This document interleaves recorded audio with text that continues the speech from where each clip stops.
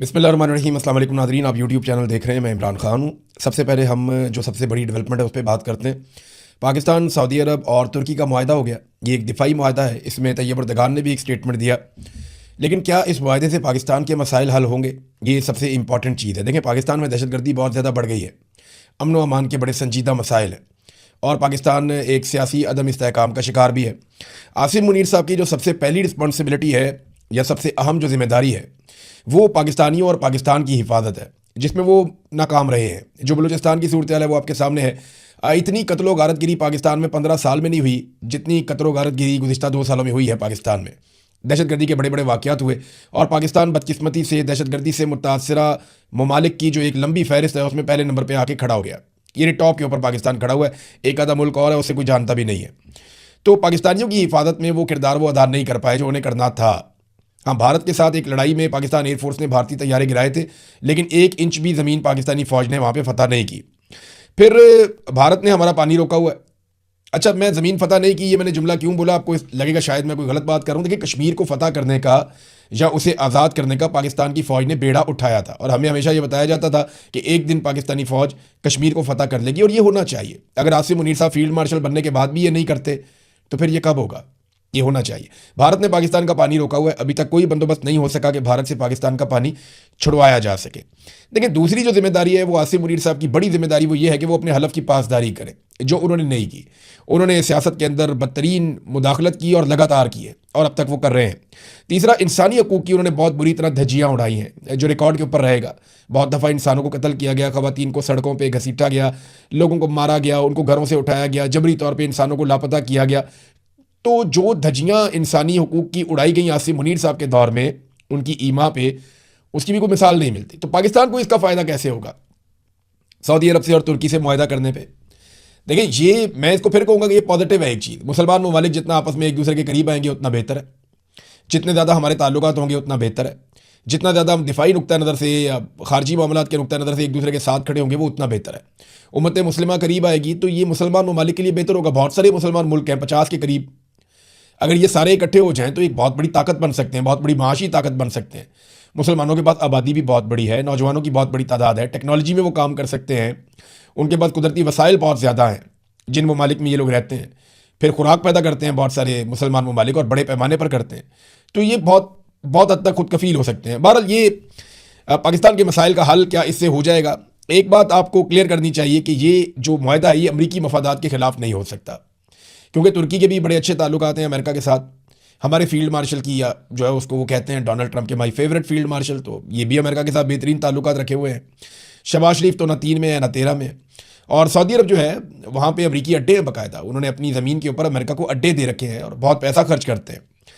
तो असल मसला ये नहीं है कि अमरीकी मफादात के खिलाफ ये इत्तेहाद लड़ेगा। यानी अगर आपको किसी को ये लगता है कि भारत के साथ लड़ाई हो जाएगी और सऊदी अरब और तुर्की मिलकर भारत को मारेंगे पाकिस्तान के साथ, तो ये आपकी खाम ख्याली है। और अगर आपको ये लगता है कि यूनान के साथ तुर्की लड़ेगा और सऊदी अरब और पाकिस्तानी फौजी वहाँ पे जाएंगे और जाकर लड़ेंगे, तो ये भी आपको मेरे ख्याल में गलत फहमी है। सऊदी अरब के पास बहुत सारे पैसे हैं, बहुत सारा फ्यूल है और वो बहुत अमीर मुल्क है। वो अमेरिका को बहुत पैसा देता है अपने दिफा के नुक्ता नज़र से। अमरीकी हथियार जगह जगह सऊदी अरब में इंस्टॉल हुए हैं और उनके लोग अमेरिकन से ट्रेनिंग भी लेते रहे हैं। तो अमेरिकन वहाँ पे अपने अड्डे लेकर मौजूद हैं। वो सऊदी सरजमीन की हिफाजत के लिए अपने बेहतरीन हथियार इस्तेमाल करते हैं, जिनके बदले में वो बहुत पैसा भी लेते हैं। तो ये मामला मुझे ऐसा लगता है कि ईरान और यमन की तरफ जाएगा। सऊदी अरब को यमन से खतरा रहता है हौसियों की जानिब से, फिर ईरान के साथ भी उनके हालात बिगड़ते रहते हैं।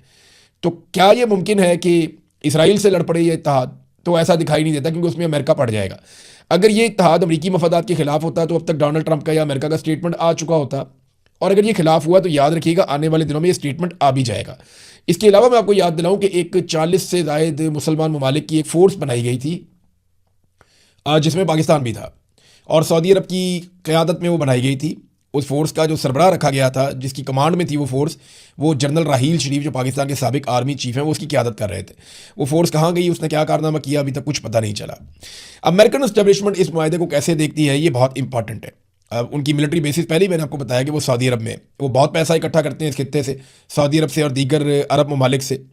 अब अगर इसी तरह के मुआहदे बाकी अरब ममालिक भी कर लेते हैं तो अमेरिका का जो बहुत बड़ा एक यहाँ पे माली फ़ायदा है उसको चोट लग सकती है। जैसे कि तुर्की के सदर जो रजब तैयब अर्दगान है, उन्होंने बड़ी बैलेंस्ड स्टेटमेंट दिया इस मुआहदे के बाद। यानी उन्होंने कहा कि आज हमने सऊदी अरब के वली अहद और वज़ीर आज़म मोहम्मद बिन सलमान की पुरखलूस दावत पर मक्का मुकरमा का दौरा किया था।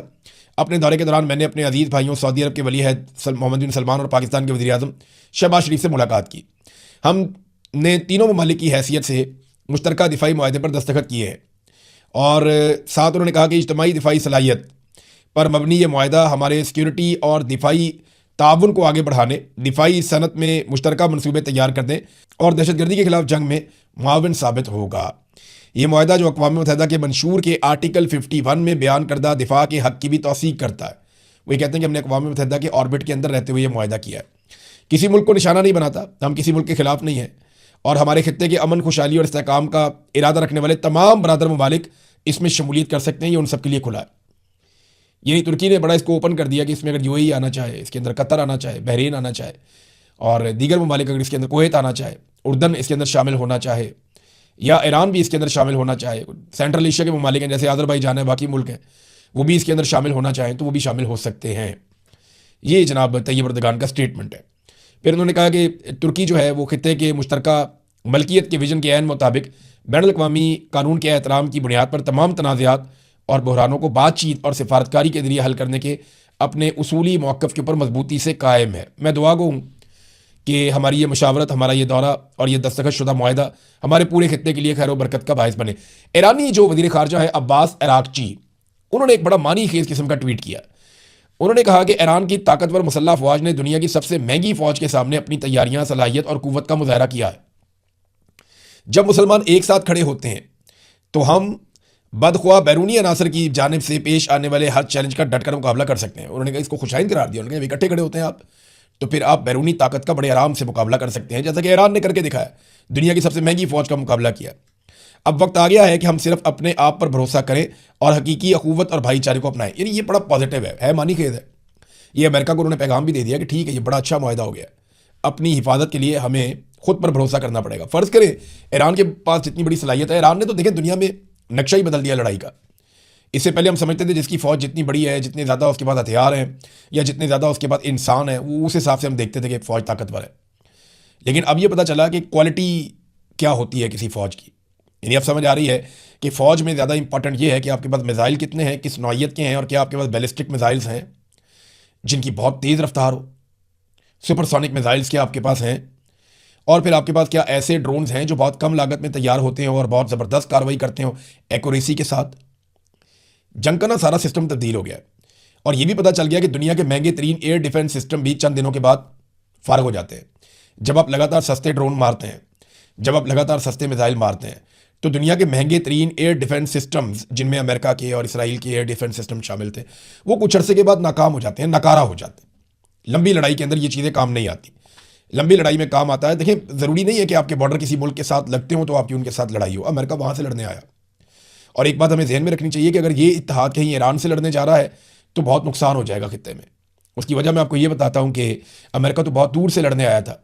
कोई भी ईरानी मिसाइल अमेरिका में जाकर नहीं लगा।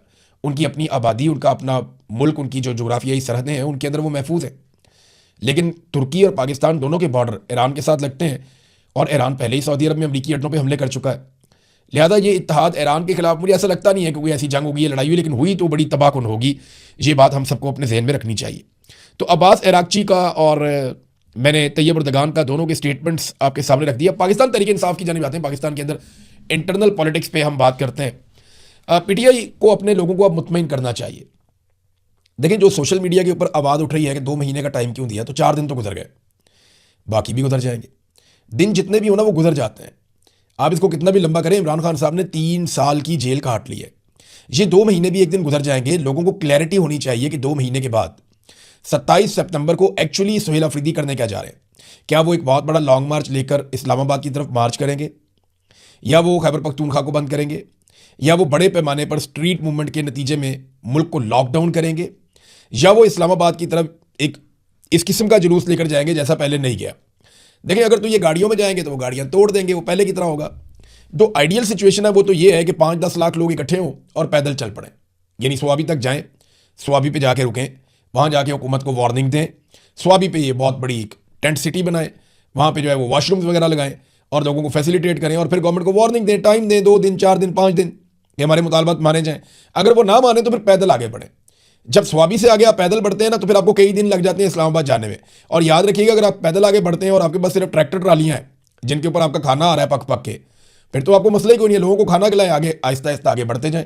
अक्टूबर का महीना मौसम में बेहतरीन होता है, उसमें आप खुले आसमान के नीचे भी रह सकते हैं अगर बारिश ना हो तो आरजी बंदोबस्त भी किया जाता है, टेंट वगैरह भी आप साथ रख सकते हैं ट्रैक्टर ट्रॉलियों के ऊपर। अब ट्रॉलियों को तो नहीं तोड़ सकता, उनके तो शीशे होते ही नहीं है। तो ये एक हो सकता है कि अगर 100-150 ट्रैक्टर ट्रालियां साथ ले लें, उनके अंदर खाने पीने का सामान देगे शगे बाकी चीज़ें रख लें, 200-250 ट्रैक्टर ट्रालियां हो जाए, ज़्यादा भी हो सकती हैं, और लोगों को लाखों की तादाद में पैदल चलाकर इस्लामाबाद की तरफ ले जाया जाए, तो ये हुजूम एक मुसीबत बन जाएगा।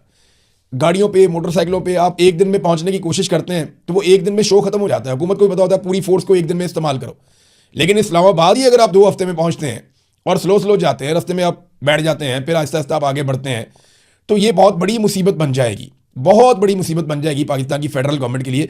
वो इतना प्रेशर, इतना दबाव वो ले नहीं पाएंगे। तो पाकिस्तान तहरीक इंसाफ को जो भी हिकमत अमली है वो फौरी तौर पे बनानी चाहिए। आज चौथा दिन अभी तक कोई कार्रवाई मैंने देखी नहीं, कोई एक्टिविटी मैंने देखी नहीं, और तैयारियां अगर करनी है तो तेज़ करनी पड़ेगी। जगह जगह जलसे करें, जगह जगह कॉर्नर मीटिंग्स करें, बहुत सारी कमेटियां बनाएं, जो नौजवानों की मेंबरशिप है उन्हें तेज़ करें। जिन नौजवानों को जिम्मेदारियां देनी है उनको बताएं कि जनाब आपकी ये रिस्पॉन्सिबिलिटी है, आपकी ये रिस्पॉन्सिबिलिटी है, आपने यहाँ ड्यूटी करनी है, आपने यहाँ ड्यूटी करनी है।